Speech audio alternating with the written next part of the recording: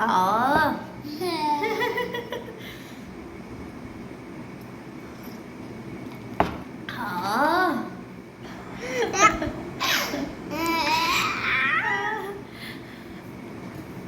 অনেক ভোর ভোর উঠে গেছে ঈশানের দুধ খাওয়া হয়ে গেছে, আমি এখন চা খাচ্ছি।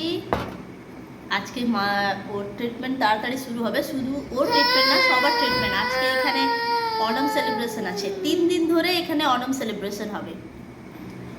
কারণ এখানে সমস্ত ট্রিটমেন্ট, তারপর আপনার ওপিডি করার পর যে সময়টা থাকবে সেই সময়টা, এমনিতে তো যা প্রোগ্রামগুলো হচ্ছে একদিনেই হয়ে যাবে, কিন্তু একদিনে যদি করতে যায় তাহলে হসপিটালে চিকিৎসা বন্ধ করে সেলিব্রেশনই করতে হবে। সেই জন্য এখানে 3 দিন ধরে সেলিব্রেশন হবে, প্রতিদিন একটা করে।